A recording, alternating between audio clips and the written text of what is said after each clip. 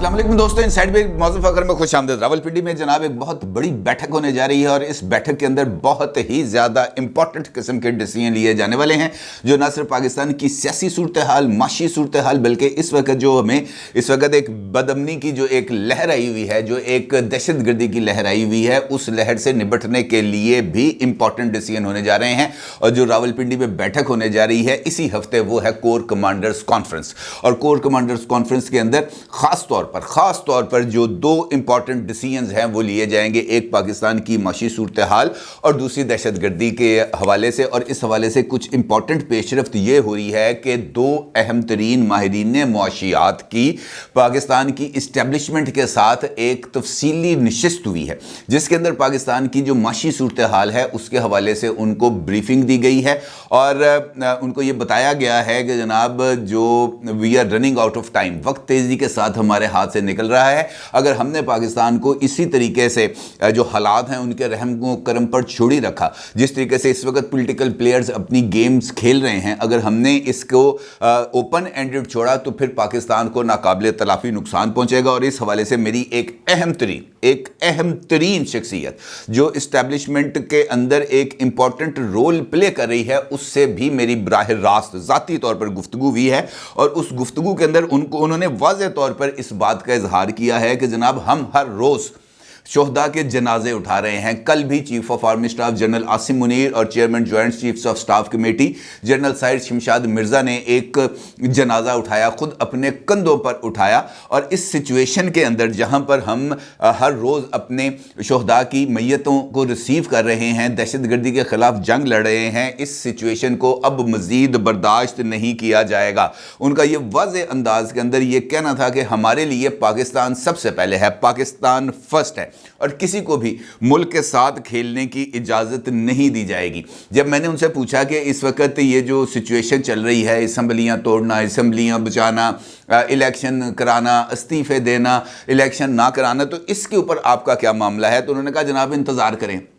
7 दिन इसी वीक के अंदर इंपॉर्टेंट डिसीजंस भी हो जाएंगे। और ये जो इंपॉर्टेंट डिसीजंस हैं ये तमाम प्लेयर्स को या तमाम स्टेक होल्डर्स को कन्वे भी कर दिए जाएंगे। और उनकी बात से मुझे इस तरह का तासुर मिल रहा था कि जनाब ये सब जो है ना तीर की तरह सीधे होने जा रहे हैं, किसी को भी अदम इस्तेहकाम फैलाने की इजाज़त नहीं मिलेगी। ये उन्होंने नहीं कहा, ये मेरा तासुर है जो उनके साथ गुफ्तगू, मामूली सी गुफ्तगू है, थोड़ी सी 1-1.5 मिनट की, उस गुफ्तगू से ये मुझे जो तासुर मिला वो बड़ा क्लियर था कि जनाब ये जो इस वक्त हालात हैं, हमारी जो इस्टेब्लिशमेंट है वो इन हालात के ऊपर बहुत ज़्यादा उनको कंसर्न है। ऑल्दो उन्होंने इस बात का ऐलान कर रखा है कि हम न्यूट्रल हैं, ऑल्दो उन्होंने इस बात का ऐलान कर रखा है कि हम किसी भी तरह की सियासी मुदाखलत नहीं करेंगे, लेकिन ये मुमकिन नहीं है कि पाकिस्तान तबाही के गड्ढे में गिर रहा हो। पाकिस्तान जो है वो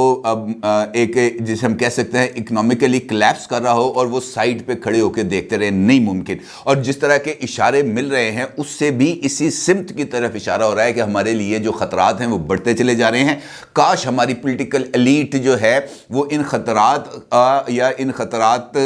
का जो असरात हैं उनका इदराक कर पाती, क्योंकि ख़ुद अगर हुकूमत की तरफ से अहम तरीन वज़ीर एहसन इकबाल साहब इस बात का एतराफ़ करें, इंकशाफ की बात नहीं कर रहा मैं, एतराफ़ की बात कर रहा हूँ, वो खुद इस बात का एतराफ़ करें कि जनाब IMF के साथ जो हमारे डायलॉग चल रहे थे उन डायलॉग्स के अंदर कुछ इस तरह के मुतालबात सामने आ रहे हैं जो हम तस्लीम नहीं कर सकते, क्योंकि अगर हमने उन मुतालबात को तस्लीम किया तो पाकिस्तान की अवाम तो हमारी तक्का बोटी कर देंगे। यानी इसका मतलब ये है कि IMF की तरफ से कड़ी शराइत आ रही हैं और हमारा जो फॉरेन करेंसी रिजर्व्स हैं ये दिन ब दिन कम होते चले जा रहे हैं। और इस सिचुएशन के अंदर अगर हमने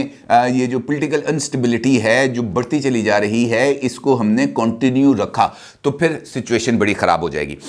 जिन दो शख्सियात का मैं आपके साथ जिक्र कर रहा हूं कि उन्होंने पाकिस्तान की माशी सूरत हाल के हवाले से पाकिस्तान की इस्टेब्लिशमेंट को ब्रीफिंग दी है, उनमें से एक हैं साबिक गवर्नर स्टेट बैंक रज़ा बाकिर साहब और दूसरे हैं साबिक वफाकी वज़ीर ख़जाना अब्दुल हफीज़ शेख साहब। ये दोनों शख्सियात इस वक्त भी कराची کراچی میں موجود ہیں اور ان کی ملاقات میں ان سے اس بارے میں رائے لی گئی تھی کہ جناب ہمیں آپ فیکچول پوزیشن بتائیں کہ فیکچول پوزیشن ہے کیا، اس وقت ہمارا جو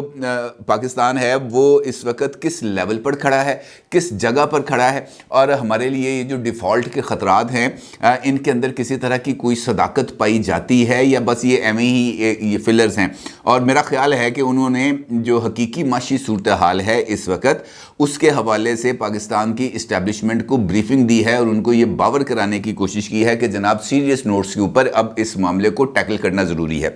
اب اگر ہم دیکھیں پولیٹیکل فرنٹ پر، تو پولیٹیکل فرنٹ پر بھی سچویشن ہمیں نارمل نظر نہیں آ رہی، کیونکہ یہاں پر بھی اس وقت اقتدار کی جو ہوس ہے وہ سب سے زیادہ ایک تکلیف دہ پہلو ہے اس سارے منظرنامے کا۔ یہاں پر کوئی بھی بندہ اس بات کو نہ سمجھنے کے لیے تیار ہے اور نہ ہی اس حقیقت کو ماننے کے لیے تیار ہے کہ ہمیں ایک قدم پیچھے ہٹ کر پاکستان کو اپنے پولیٹیکل بیانیے سے ایک قدم پیچھے ہٹ کر ہمیں پاکستان کو اس دلدل سے نکالنا چاہیے جس کے لیے بہت زیادہ لوگوں نے قربانیاں دی ہیں، لوگوں نے اپنی جانوں کے نذرانے دی ہیں، چاہے وہ دہشت گردی کے خلاف جنگ کے اندر ہمارے سپاہی ہوں یا ہماری پولیٹیکل لیڈرشپ ہو، اور خاص طور پر آج کا دن بھی ہمارے یہ جو پولیٹیکل ہسٹری میں ایک ایسا دن ہے جس کو آپ بھلا نہیں سکتے۔ آج محترمہ بے نظیر بھٹو صاحبہ کی شہادت کا دن ہے۔ آج سے 15 سال پہلے محترمہ بے نظیر بھٹو بھی اسی ایک لہر کا شکار ہوئی تھی اور ان کے جانے سے اور ان کے پاکستان کے سیاسی منظرنامے سے ہٹنے کے نتیجے میں ہم آج بھی پولیٹیکل سٹیبلٹی نہیں لا سکے، کیونکہ ان کا جو خلا تھا شاید وہ کبھی پر نہیں ہو سکتا، اور یہی وجہ ہے کہ ہم دیکھ رہے ہیں کہ پیپلز پارٹی ہو، نون لیگ ہو یا پی ٹی آئی ہو، اس میں شاید وہ اب اتنی فراست نہیں رہ گئی، یا شاید کوئی ایسا پولیٹیشین موجود نہیں رہ گیا جو اس سچویشن کو سٹیئر بھی کر سکے اور اس کو آگے بھی بڑھا سکے۔ صرف اب جلسوں کی حد تک ہی رہ گیا معاملہ کہ جناب آج ان کی 15ویں برسی کے اوپر گڑی خدا بخش کے اندر جلسہ کیا جائے گا، لیکن جو اوریجنل فلسفی تھی محترمہ بے نظیر بھٹو صاحبہ کی، شاید اب تمام لوگ اس سے جو ہے پہلو طئی کر رہے ہیں اپنے فرائض کی ادائیگی سے۔ خیر، جو سچویشن جس طرح میں نے آپ کے سامنے منظرنامہ رکھا ہے، اس کے اوپر سابق جو چیئرمین ہیں ایف بی آر کے شبر رضوی صاحب، انہوں نے بھی اس بات کی طرف اشارہ کیا ہے کہ پاکستان کی معاشی صورتحال پر جلد بڑا فیصلہ ہونے جا رہا ہے، اور یقینی طور پر ان کا اشارہ بھی اسی کور کمانڈرز کانفرنس کی طرف ہے جو اسی ہفتے میں منعقد ہونے جا رہی ہے، اور اسی ہفتے میں اس حوالے سے امپورٹنٹ ڈیسیژنز لیے جائیں گے۔ دوسری جانب ابھی بھی اس بارے میں جو شدید ترین جو ایک جسے ہم کہہ سکتے ہیں سیاسی رساکشی وہ جاری ہے، اور یہ سیاسی رساکشی رکنے کا نام نہیں لے رہی، کیونکہ عمران خان صاحب اپنے موقف سے پیچھے ہٹنے کے لیے تیار نہیں ہیں۔ ان کا یہ ماننا ہے کہ جب تک اس پورے سسٹم کو ایک طاقتور انداز سے ہٹ نہیں کیا جائے گا وہ اقتدار کے ایوان تک پہنچ نہیں سکتے، اور اقتدار کے ایوان تک پہنچنے کے لیے جو راستہ انہوں نے اپنانے کی کوشش کی ہے اس کے اندر یہ امپورٹنٹ ٹول ہے کہ جناب پنجاب اور خیبر پختونخوا کی اسمبلیوں کو تحلیل کیا جائے، اور اس کے ساتھ ساتھ 123 استعفے جو نیشنل اسمبلی سے دیے گئے ہیں ان استعفوں کو منظور کیا جائے، اور اسی کے نتیجے میں ان کا یہ ماننا ہے کہ 60% پاکستان میں الیکشنز ہو جائیں گے۔ جب 60% پاکستان میں الیکشن ہوں گے تو پھر موجودہ حکومت پر اس بارے میں دباؤ بڑھ جائے گا کہ جناب ایک دفعہ ہی سارے ملک کے اندر الیکشن کرا دیے جائیں، لیکن وہ اس مطالبے کو کرتے ہوئے یا اپنے اس ایجنڈے کو آگے بڑھاتے ہوئے جو حقیقی فیکٹرز ہیں جو اس وقت اثر انداز ہو رہے ہیں، میرا خیال ہے ان کو شاید نظر انداز کر رہے ہیں، اور شاید موجودہ حکومت بھی ان پہلوؤں کو پبلک کے سامنے لانے میں شاید برے طریقے سے ناکام ہوئی ہے، کیونکہ اس وقت چونکہ ڈرائیونگ سیٹ پہ شہباز شریف صاحب بیٹھے ہیں، حکومت وہ چلا رہے ہیں، چاہے وہ ان کی خواہش ہو یا نہ ہو۔ جس طرح انہوں نے خود اظہار کیا کہ وزیر اعظم کا حلف اٹھانے سے پہلے مجھے اس بات کا اندازہ ہی نہیں تھا کہ پاکستان کتنے شدید طرح کے معاشی بحران کا شکار ہے، انہوں نے کہا منو نہیں پتا سی، لیکن جب وہاں پر جا کے دیکھا، جب سچویشن کو دیکھا، جب حالات کو دیکھا، IMF کے ساتھ معاہدے کو دیکھا، اس معاہدے سے باہر نکلنے کے یا اس معاہدے کے اندر رہتے ہوئے کچھ چیزوں کو کرنے کی کوشش کی تو ہر جگہ پر پھنی اور سانپ ہی بیٹھے ہوئے تھے. ہر جگہ پر اس بات کا اندازہ ہو رہا تھا کہ نہیں یار اس سچویشن کو اگر ہم نے سینسبلی ٹیکل کرنے کی کوشش نہ کی تو پاکستان ڈیفالٹ کر جائے گا, اور خدا نہ خواستہ اگر پاکستان ڈیفالٹ کر جاتا ہے تو پھر اس کے اثرات ہم سب کو بہت دیر تک جو ہے ان کا سامنا کرنا پڑے گا. لہٰذا ہم نے اس کٹھن حالات کے اندر معیشت کی کشتی کو بھنور سے باہر نکالنے کی کوشش کی. ابھی تک وہ اس میں کامیاب ہوتے ہوئے تو نظر نہیں آ رہے, لیکن اس کا خمیازہ یقینی طور پر پاکستان کے عوام کو بھگتنا پڑ رہا ہے جو ہر روز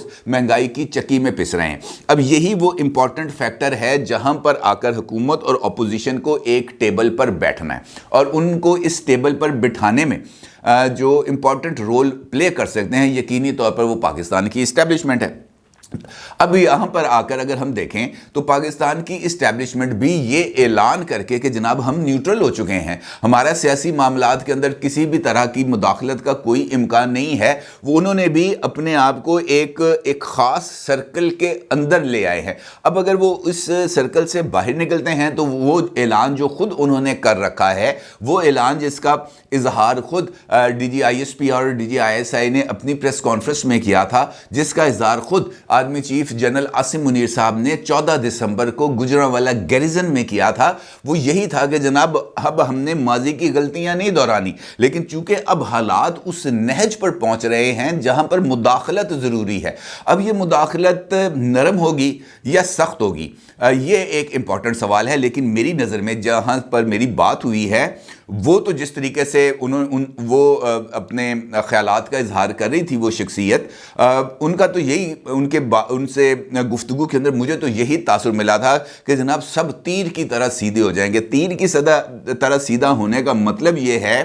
کہ یہ مداخلت صرف مشاورت تک محدود نہیں ہوگی کہ جناب ہمارا مشورہ یہ ہے کہ آپ اس چیزوں کو دیکھ لیں. میرا نہیں خیال, میرا یہ خیال ہے کہ اب ایک آرڈر آئے گا ان کے پاس کلیئرٹی کے ساتھ, چاہے وہ حکومت ہے, چاہے وہ عمران خان ہے, چاہے وہ پرویز الہی ہیں, چاہے وہ اسحاق ڈار صاحب ہیں. ایک آرڈر آئے گا اور وہ آرڈر ہوگا, یہ نہیں ہوگا کہ دائیں بائیں سے کوئی چیز ہوگی. یہ چیزیں ہونی ہیں اور یہ چیزیں اس طرح ہونی ہیں کلیئرٹی کے ساتھ, اس کے اندر کسی طرح کا کوئی ابہام نہیں ہوگا. اور اس آرڈر کے آنے کے بعد اس آرڈر سے پیچھے ہٹنے کا میرا نہیں خیال کہ کوئی امکان رہ جائے گا باقی. لہٰذا یہ جو اگلا ویک ہے, یعنی یہ جو ویک اب سٹارٹ ہو گیا ہے, اس ویک کے اندر ہمیں کچھ اس طرح کی چیزیں ہوتی ہوئی نظر آئیں گی جہاں سے یہ جو ایک بہت ساری